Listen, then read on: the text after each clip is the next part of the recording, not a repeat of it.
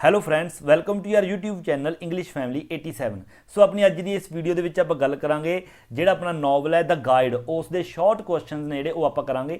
ਇਸ ਤੋਂ ਪਿਛਲੀ ਵੀਡੀਓ ਦੇ ਵਿੱਚ ਆਪਾਂ ਪਹਿਲੇ 5 ਸ਼ਾਰਟ ਕੁਐਸਚਨ ਜਿਹੜੇ ਕਰ ਚੁੱਕੇ ਹਾਂ ਐਂਡ ਇਸ ਵੀਡੀਓ ਦੇ ਵਿੱਚ ਆਪਾਂ ਅਗਲੇ 5 ਕੁਐਸਚਨ ਨੇ ਜਿਹੜੇ ਉਹ ਆਪਾਂ ਕਰਾਂਗੇ ਸ਼ਾਰਟ। ਸਭ ਤੋਂ ਪਹਿਲਾਂ ਆਪਣਾ 6ਵਾਂ ਕੁਐਸਚਨ ਦੇਖੋ, why was Raju fated to become a tourist guide. ਜਿਹੜਾ ਰਾਜੂ ਹੈ, ਰਾਜੂ ਦੀ ਕਿਸਮਤ ਦੇ ਵਿੱਚ ਇੱਕ ਟੂਰਿਸਟ ਗਾਈਡ ਬਣਨਾ ਮਤਲਬ ਕਿਉਂ ਲਿਖਿਆ ਹੋਇਆ ਸੀਗਾ, ਹੈ ਨਾ। ਅਜਿਹਾ ਕਿਉਂ ਸਮਝਦਾ ਸੀ ਰਾਜੂ ਕਿ ਮੇਰੀ ਕਿਸਮਤ ਦੇ ਵਿੱਚ ਟੂਰਿਸਟ ਗਾਈਡ ਬਣਨਾ ਹੀ ਲਿਖਿਆ। ਦੇਖੋ answer, in his early childhood, ਆਪਣੇ अर्ਲੀ ਚਾਈਲਡਹੁੱਡ ਦੇ ਵਿੱਚ ਹੀ Raju thought that he was fated to become a tourist guide, ਕਿ ਉਸ ਦੀ ਕਿਸਮਤ ਦੇ ਵਿੱਚ ਇੱਕ ਟੂਰਿਸਟ ਗਾਈਡ ਬਣਨਾ ਹੀ ਲਿਖਿਆ। He didn't have any educational qualification for this job of tourist guide। ਇਸ ਜੌਬ ਦੇ ਲਈ, ਟੂਰਿਸਟ ਗਾਈਡ ਜੌਬ ਦੇ ਲਈ ਉਸਦੇ ਕੋਲ ਕੋਈ ਵੀ ਐਜੂਕੇਸ਼ਨਲ ਕੁਆਲੀਫਿਕੇਸ਼ਨ ਨਹੀਂ ਸੀ। He became a tourist guide by chance। ਉਹ ਟੂਰਿਸਟ ਗਾਈਡ ਸਿਰਫ ਬਾਈ ਚਾਂਸ ਹੀ ਬਣ ਗਿਆ ਸੀਗਾ। When he was given charge of the railway shop by his father। ਜਦੋਂ ਉਸਦੇ ਫਾਦਰ ਦੁਆਰਾ ਉਸਨੂੰ ਰੇਲਵੇ, ਜਿਹੜੀ ਉਹਨਾਂ ਦੀ ਰੇਲਵੇ ਸ਼ਾਪ ਸੀਗੀ, ਉਸ ਦਾ ਚਾਰਜ ਸੰਭਾਲ ਦਿੱਤਾ ਸੀਗਾ।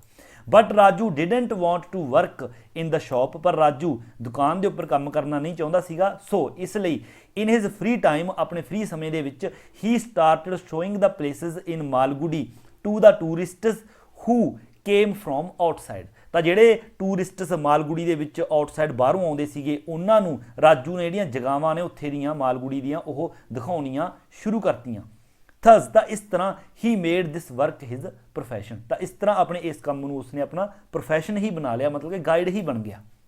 ਨੈਕਸਟ ਕੁਐਸਚਨ ਦੇਖੋ, ਸੈਕੰਡ ਆਪਣਾ 7th ਕੁਐਸਚਨ ਇਸ ਵੀਡੀਓ ਦਾ second, Velan is of the stuff disciples are made of. Comment ਵੀ ਜਿਹੜਾ ਵੈਲਨ ਹੈ ਉਹ ਇੱਕ ਚੇਲੇ ਦੇ ਵਿੱਚ ਜੋ ਗੁਣ ਹੋਣੇ ਚਾਹੀਦੇ ਨੇ ਉਸ ਦੇ ਵਿੱਚ ਭਰਪੂਰ ਨੇ, ਜਾਂ ਫਿਰ ਕਹਿ ਸਕਦੇ ਹਾਂ ਕਿ ਵੈਲਨ ਇੱਕ ਅਜਿਹਾ ਸਟੱਫ ਹੈ, ਅਜਿਹਾ ਮਟੀਰੀਅਲ ਹੈ ਵੀ ਮਤਲਬ ਜੋ ਕਿ ਚੇਲੇ ਪੈਦਾ ਕਰਦਾ ਹੈ, ਮਤਲਬ ਕਿ ਚੇਲਾ ਹੋਣ ਦਾ ਜਿਹੜਾ ਗੁਣ ਹੈ ਉਸ ਦੇ ਵਿੱਚ ਬਹੁਤ ਭਰਪੂਰ ਸੀਗਾ ਵੈਲਨ ਦੇ ਵਿੱਚ। ਉਹ ਆਪਾਂ ਨੇ ਡਿਸਕਸ ਕਰਨਾ ਹੈ।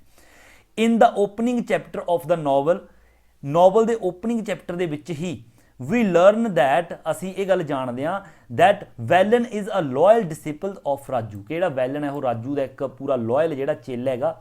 ਹੀ ਕੰਸੀਡਰਸ ਹੁੰਦਾ ਹੈ ਸਮਝਣਾ, he considers Raju as a swami, Raju ਨੂੰ ਉਹ ਸਵਾਮੀ ਸਮਝਦਾ ਹੈ। When Raju is recalling his past, ਜਦੋਂ ਰਾਜੂ ਆਪਣਾ ਪਾਸਟ ਯਾਦ ਕਰ ਰਿਹਾ ਹੁੰਦਾ ਹੈ, Velan keeps looking at his face with devotion, Raju ਉਸ ਦੇ ਚਿਹਰੇ ਵੱਲ ਪੂਰੀ ਸ਼ਰਧਾ ਦੇ ਨਾਲ, ਡਿਵੋਸ਼ਨ ਦੇ ਨਾਲ ਦੇਖ ਰਿਹਾ ਹੁੰਦਾ ਹੈ। ਰਾਜੂ ਵਾਂਟਸ ਟੂ ਟੈਲ ਵੈਲਨ, ਜਿਹੜਾ ਰਾਜੂ ਹੈ ਉਹ ਵੈਲਨ ਨੂੰ ਦੱਸਣਾ ਚਾਹੁੰਦਾ ਹੈ that he is an ordinary person, ਕਿ ਮੈਂ ਸਿਰਫ ਇੱਕ ਸਧਾਰਨ ਆਦਮੀ ਹਾਂ, ਮੈਂ ਕੋਈ ਵੀ ਸੰਤ ਵਗੈਰਾ ਨਹੀਂ ਹੈਗਾ, ਸਵਾਮੀ ਨਹੀਂ ਹੈਗਾ।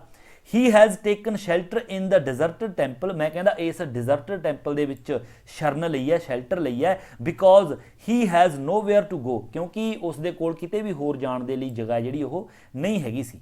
But Velan's faith in the holiness of Raju, ਪਰ ਜਿਹੜਾ ਵੈਲਨ ਦਾ ਫੇਸ ਹੈ, ਰਾਜੂ ਦੀ ਹੋਲੀਨੈਸ ਹੁੰਦਾ ਪਵਿੱਤਰਤਾ ਦੇ ਵਿੱਚ, ਰਿਮੇਨਸ ਅਨਸ਼ੇਕਨ ਹੁੰਦਾ ਬਿਨਾ ਹਿੱਲ ਜੁਲ ਵਾਲਾ, ਮਤਲਬ ਨਹੀਂ ਹਿੱਲਿਆ। ਉਸ ਦਾ ਵਿਸ਼ਵਾਸ ਹੈ ਜਿਹੜਾ ਰਾਜੂ ਤੇ ਬਿਲਕੁਲ ਰਹਿੰਦਾ, ਭਰਪੂਰ ਰਹਿੰਦਾ। ਤਾਂ we can easily say that Velan is a true disciple of any saintly person. ਤਾਂ ਇਸ ਤਰ੍ਹਾਂ ਅਸੀਂ ਈਜ਼ਲੀ ਕਹਿ ਸਕਦੇ ਹਾਂ ਕਿ ਜਿਹੜਾ ਵੈਲਨ ਹੈ ਉਹ ਇੱਕ ਟਰੂ ਡਿਸਿਪਲ, ਇੱਕ ਸੱਚਾ ਚੇਲਾ ਹੈਗਾ ਆਫ ਐਨੀ ਸੈਂਟਲੀ ਪਰਸਨ, ਕਿਸੇ ਵੀ ਸੰਤ ਪਰਸਨ ਦਾ, ਜੋ ਮਤਲਬ ਪਰਸਨ ਸੰਤ ਹੈ ਉਸ ਦਾ। ਵੈਨ ਹੀ ਇਜ਼ ਇੰਪ੍ਰੈਸਡ ਬਾਈ ਹਿਮ, ਜਦੋਂ ਇੱਕ ਵਾਰ ਉਸ ਨੂੰ ਇੰਪ੍ਰੈਸ ਕਰ ਲਿਆ ਜਾਵੇ, ਮਤਲਬ ਕਿ ਜਦੋਂ ਵੈਲਨ ਨੂੰ ਇੱਕ ਵਾਰ ਕਿਸੇ ਬੰਦੇ ਦੁਆਰਾ ਇੰਪ੍ਰੈਸ ਕੀਤਾ ਜਾਵੇ ਤਾਂ ਵੈਲਨ ਇੰਪ੍ਰੈਸ ਹੋ ਜਾਂਦਾ, ਫਿਰ ਉਸ ਦਾ ਵਿਸ਼ਵਾਸ ਨਹੀਂ ਹਿਲਦਾ। ਇਨ ਕੋਰਸ ਆਫ ਟਾਈਮ, ਸਮੇਂ ਦੇ ਬੀਤਣ ਦੇ ਨਾਲ, ਹੀ ਬਿਕਮਸ ਰਾਜੂਜ਼ ਫੋਲੋਅਰ, ਉਹ ਰਾਜੂ ਦਾ ਫੋਲੋਅਰ ਬਣ ਜਾਂਦਾ ਹੈ। ਐਂਡ ਪ੍ਰੋਵਾਈਡਸ ਹਿਮ ਫੂਡ, ਤੇ ਉਸ ਨੂੰ ਫੂਡ ਹੈ ਜਿਹੜਾ ਉਹ ਪ੍ਰੋਵਾਈਡ ਕਰਦਾ ਹੈ। ਨੈਕਸਟ 8th ਕੁਐਸਚਨ ਦੇਖੋ, ਨਾਰਾਇਣਜ਼ ਨਰੇਟਿਵ ਟੈਕਨੀਕ ਇਜ਼ ਅਨਯੂਜੂਅਲ। ਕਮੈਂਟ, ਜਿਹੜੀ ਨਾਰਾਇਣ ਦੀ ਨਰੇਟਿਵ ਟੈਕਨੀਕ ਹੈ, ਇਸ ਨੂੰ ਲਿਖਣ ਦੀ ਜਿਹੜੀ ਟੈਕਨੀਕ ਹੈ ਇਸ ਨੋਵਲ ਨੂੰ, ਉਹ ਅਨਯੂਜੂਅਲ ਹੈ, ਮਤਲਬ ਕਿ ਅਸਧਾਰਨ ਹੈਗੀ। ਤਾਂ ਉਹ ਕਿਸ ਤਰ੍ਹਾਂ ਦੀ ਨਰੇਟਿਵ ਟੈਕਨੀਕ ਹੈ ਉਹ ਆਪਾਂ ਜਾਣਦੇ ਹਾਂ। Narayan's narrative technique in the novel The Guide is unusual, ਅਸਧਾਰਨ ਹੈਗੀ ਜਿਹੜੀ ਨਰੇਟਿਵ ਟੈਕਨੀਕ ਹੈਗੀ। देयर इज़ अ कॉन्सटेंट ਹੁੰਦਾ लगातार, continues. There is a constant shifting between the present and the past, मतलब कि नॉवल है ਜਿਹੜਾ प्रेजेंट पास्ट ਦੇ ਵਿੱਚ लगातार बदलता ਰਹਿੰਦਾ, ਕਦੇ प्रेजेंट कदे पास्ट। फॉर एग्जाम्पल ਦੇ तौर ਤੇ as Velan tells his problem to Raju, ਜਿਵੇਂ ਹੀ ਵੈਲਨ ਆਪਣੀ प्रॉब्लम ਰਾਜੂ ਨੂੰ ਦੱਸਦਾ ਹੈ ਤਾਂ ਹੀ मतलब कि Raju flashes back to his past, ਤਾਂ ਰਾਜੂ ਆਪਣੇ ਪਾਸਟ ਦੇ ਵਿੱਚ ਚਲਿਆ ਜਾਂਦਾ ਹੈ। When all his problems started, ਜਦੋਂ ਉਸ ਦੀਆਂ ਖੁਦ ਦੀਆਂ ਪ੍ਰੋਬਲਮਸ ਸਟਾਰਟ ਹੋਈਆਂ ਸੀ। The present story of the novel is narrated by the novelist. ਜਿਹੜੀ ਪ੍ਰੈਜੈਂਟ ਸਟੋਰੀ ਹੈ ਇਸ ਨੋਵਲ ਦੀ ਉਹ ਤਾਂ ਨਰੇਟਰ ਦੁਆਰਾ ਆਪਾਂ ਨੂੰ ਦੱਸੀ ਜਾ ਰਹੀ ਹੈ। And Raju himself narrates his past to Velan. ਅਤੇ ਇਸ ਸਟੋਰੀ ਦੇ ਵਿੱਚ ਅੱਗੇ ਜਿਹੜਾ ਰਾਜੂ ਹੈ ਉਹ ਖੁਦ ਆਪਣੇ ਪਾਸਟ ਦੀ ਸਟੋਰੀ ਵੈਲਨ ਨੂੰ ਦੱਸਦਾ ਹੈ। ਸੋ ਦ ਨਰੇਸ਼ਨ ਮੂਵਸ ਇਨ ਅ ਜ਼ਿਗਜ਼ੈਗ ਮੈਨਰ। ਜ਼ਿਗਜ਼ੈਗ ਹੁੰਦਾ ਟੇਢਾ ਮੇਢਾ। ਤਾਂ ਇਸ ਤਰ੍ਹਾਂ ਇਸ ਜਿਹੜਾ ਆਪਣਾ ਨੋਵਲ ਹੈ ਇਸ ਦਾ ਜਿਹੜਾ ਨਰੇਸ਼ਨ ਹੈ ਇਸ ਦਾ ਹੈ ਨਾ ਵਿਆਖਿਆ ਕਰਨ ਦਾ ਢੰਗ ਹੈ ਉਹ ਜ਼ਿਗਜ਼ੈਗ ਮੈਨਰ ਦੇ ਵਿੱਚ ਚੱਲਦਾ, ਕਦੇ ਪਾਸਟ ਦੇ ਵਿੱਚ ਕਦੇ ਪ੍ਰੈਜੈਂਟ ਦੇ ਵਿੱਚ। ਐਂਡ ਨੈਕਸਟ ਕੁਐਸਚਨ ਦੇਖੋ 9th, what does the guide tells you about Raju's love of reading. ਵੀ ਮਤਲਬ ਇਹ ਜਿਹੜਾ ਨੋਵਲ ਹੈ ਗਾਈਡ ਉਹ ਰਾਜੂ ਦਾ ਜਿਹੜਾ ਲਵ ਆਫ ਰੀਡਿੰਗ ਹੈ, ਪੜ੍ਹਨ ਦਾ ਸ਼ੌਂਕ ਹੈ, ਉਸ ਦੇ ਬਾਰੇ ਆਪਾਂ ਨੂੰ ਕੀ ਦੱਸਦਾ ਹੈ। ਅਲਦੋ ਹਾਲਾਂਕਿ he didn't like to go to school during the lifetime of his father. ਹਾਲਾਂਕਿ ਜਦੋਂ ਉਸ ਦਾ ਫਾਦਰ ਜਿੰਦਾ ਸੀਗਾ ਉਦੋਂ ਉਸ ਨੂੰ ਸਕੂਲ ਜਾਣਾ ਬਿਲਕੁਲ ਪਸੰਦ ਨਹੀਂ ਸੀਗਾ ਰਾਜੂ ਨੂੰ, ਬਟ ਫਿਰ ਵੀ ਉਸ ਨੂੰ ਰੀਡਿੰਗ ਦਾ ਸ਼ੌਂਕ ਸੀ। ਉਸ ਬਾਰੇ ਦੱਸਣਾ ਆਪਾਂ ਨੇ। ਆਂਸਰ ਦੇਖੋ, Raju didn't like go to school. Raju ਨੂੰ ਸਕੂਲ ਜਾਣਾ ਪਸੰਦ ਨਹੀਂ ਸੀਗਾ, but after taking charge of the railway station shop. ਪਰ ਜਦੋਂ ਉਸ ਨੂੰ ਰੇਲਵੇ ਸਟੇਸ਼ਨ ਸ਼ਾਪ ਦਾ ਚਾਰਜ ਮਿਲਿਆ ਉਸ ਤੋਂ ਬਾਅਦ Raju started his book selling business. Raju ਨੇ ਆਪਣਾ ਕਿਤਾਬਾਂ ਵੇਚਣ ਦਾ ਬਿਜ਼ਨਸ ਹੈ ਜਿਹੜਾ ਉਹ ਸਟਾਰਟ ਕਰਤਾ। ਡਿਊਰਿੰਗ ਦਾ ਇੰਟਰਵਲਸ, ਇੰਟਰਵਲ ਹੁੰਦਾ ਬਿਲਕੁਲ ਮਿਡ ਵਿਚਕਾਰਲਾ ਸਮਾਂ, ਜਿਸ ਤਰ੍ਹਾਂ ਕਿ ਇੱਕ ਫਿਲਮ ਦਾ ਇੰਟਰਵਲ ਹੁੰਦਾ।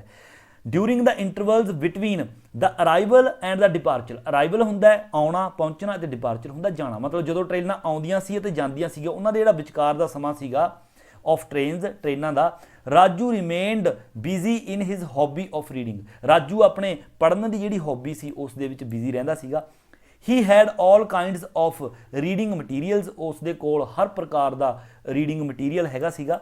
ਰਾਜੂ ਰੀਡ ਸਟਫ ਹੁੰਦਾ ਮਤਲਬ material. Raju read material that interested him, ਮਤਲਬ ਜੋ ਉਸ ਨੂੰ ਇੰਟਰਸਟ ਪੈਦਾ ਕਰਦਾ ਸੀਗਾ ਰਾਜੂ ਨੂੰ। ਐਂਡ ਬੋਰਡ ਹਿਮ, ਜੋ ਉਸ ਨੂੰ ਬੋਰ ਕਰਦਾ ਸੀ, ਉਸ ਨੂੰ ਇੰਟਰਸਟ ਕਰਦਾ ਸੀ, ਬੋਰ ਕਰਦਾ ਸੀ। ਐਂਡ ਬੈਫਲਡ ਹੁੰਦਾ ਸਰਪ੍ਰਾਈਜ਼ਡ ਹਿਮ, ਅਤੇ ਉਸ ਨੂੰ ਸਰਪ੍ਰਾਈਜ਼ ਕਰਦਾ ਸੀ। ਹਰ ਪ੍ਰਕਾਰ ਦਾ ਮਟੀਰੀਅਲ ਉਸ ਕੋਲ ਹੈਗਾ ਸੀ ਪੜ੍ਹਨ ਵਾਲਾ।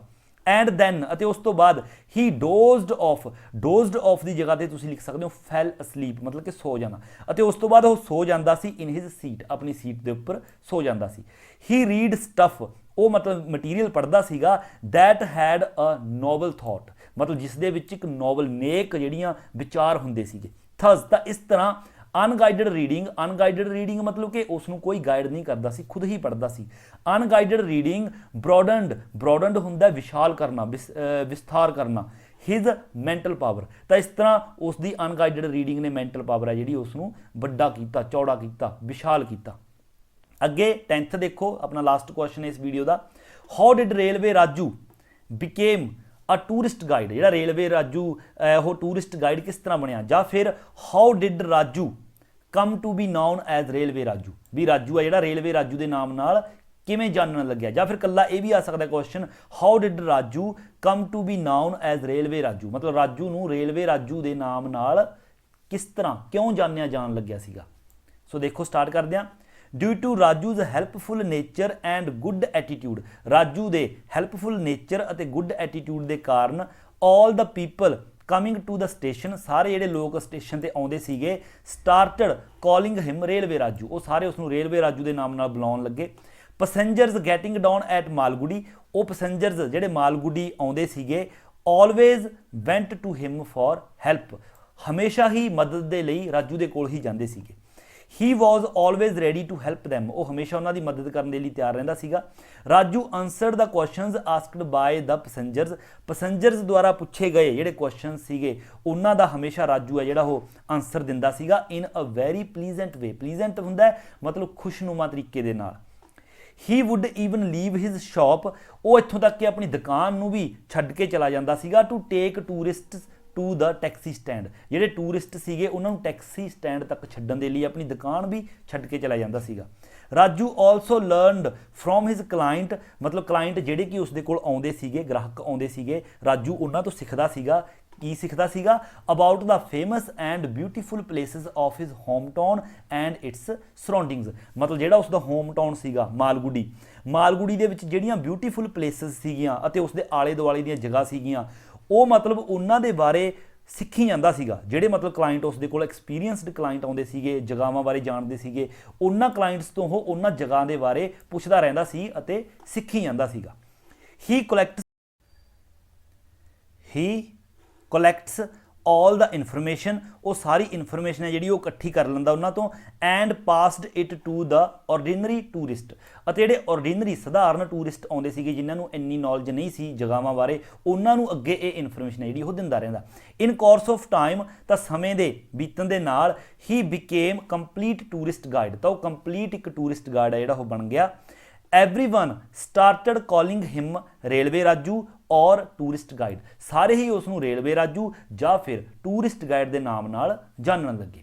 ਸੋ ਇਹ ਸੀਗੇ ਆਪਣੇ 5 ਜਿਹੜੇ ਸ਼ਾਰਟ ਕੁਐਸਚਨ ਨੇ ਆਪਣੇ ਇਸ ਨੋਵਲ ਦੇ। ਸੋ ਜੇਕਰ ਚੰਗੀ ਲੱਗੀ ਹੈ ਵੀਡੀਓ, ਆਸਾਨ ਲੱਗੇ ਨੇ, ਵਰਡਿੰਗ ਠੀਕ ਲੱਗੀ ਹੈ ਤਾਂ ਵੀਡੀਓ ਨੂੰ ਲਾਈਕ ਸ਼ੇਅਰ ਤੇ ਕਮੈਂਟ ਜ਼ਰੂਰ ਕਰੋ। ਔਰ ਜੇਕਰ ਤੁਸੀਂ ਇਸ ਚੈਨਲ ਉੱਪਰ ਨਵੇਂ ਹੋ ਇੰਗਲਿਸ਼ ਫੈਮਿਲੀ 87 ਤਾਂ ਇਸ ਚੈਨਲ ਨੂੰ ਜ਼ਿਆਦਾ ਤੋਂ ਜ਼ਿਆਦਾ ਸ਼ੇਅਰ ਕਰੋ ਤਾਂ ਕਿ ਦੂਸਰੇ ਸਟੂਡੈਂਟਸ ਵੀ ਇਸ ਵੀਡੀਓ ਦਾ ਫਾਇਦਾ ਜਿਹੜਾ ਉਹ ਉਠਾ ਸਕਣ। ਸੋ ਜਲਦ ਹਾਜ਼ਰ ਹੋਵਾਂਗੇ ਅਗਲੀ ਵੀਡੀਓ ਲੈ ਕੇ, ਉਦੋਂ ਤੱਕ ਦਿਓ ਇਜਾਜ਼ਤ। Thank you so much.